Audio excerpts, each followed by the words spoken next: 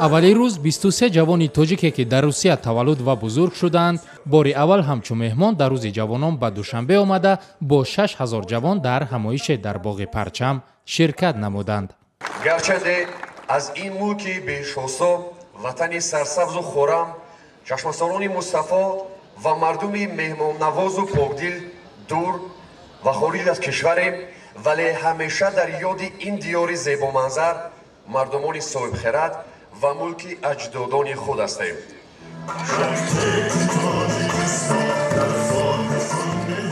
ин соли 20 аст ки 23 май дар Тоҷикистон чун рӯзи ҷавонон таҷлил мешавад. ин ҷашн дар ҳоле қайд мешавад ки имсол соли ҷавонон эълон шудааст. мо дар ҳамин давоми то ин моҳи майи соли ҷорӣ аллакай як гурӯҳ меҳмони ҷавононро ба ноҳияи Файзобод, ба шаҳри Туршзода, ба шаҳри Истарафшан, ба ноҳияи Муъминобод ва дар назар аст ки мо дар рӯзҳои наздик аз шаҳри Кӯлоб ҷавононро тариқи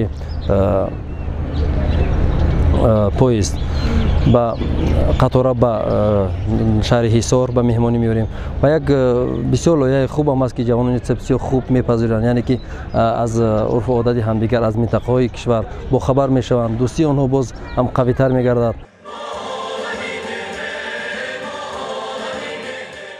70% аҳолии Тоҷикистон афроди то 30 сола ҳастанд ва маъмулан гурӯҳе аз ин ҷавонон аз он норозигӣ мекунанд ки рӯзу моҳҳое ки ба ҷавонон бахшида мешавад бештар бо барномаҳои начандон муҳиму фарҳангӣ сипарӣ мешаванд.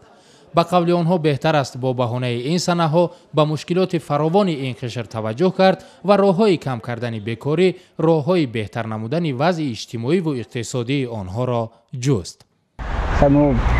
бо сабабҳои гуногун дар соли ҷавон ки ҳастам ки аз кор бо сабабҳои гуногун аз кор ронда шудам. аз ин кор ронда шуда ман ҳеҷ вақт ғамгин нестам.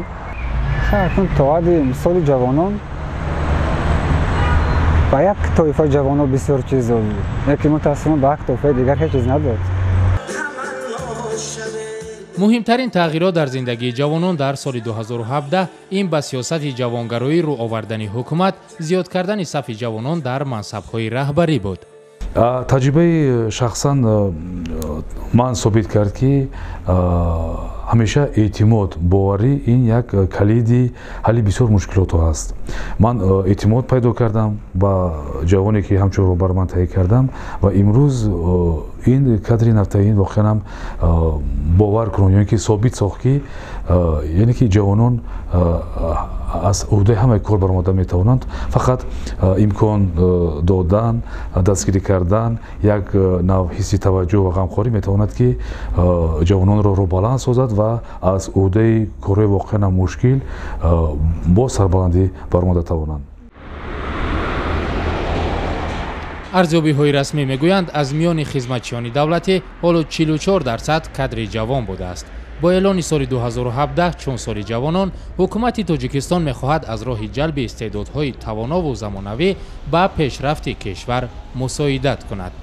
вале бархе аз коршиносон мегӯянд, то ҳанӯз мушкили зиёди насли ҷавон ҳалли худро наёфтааст ва масъала ҳам дар ин аст ки барои пешрафт дар ин самт барномаҳои бунёдиву ҷиддие зарур аст, то вазъро тавонад аз дохил дигар кунад.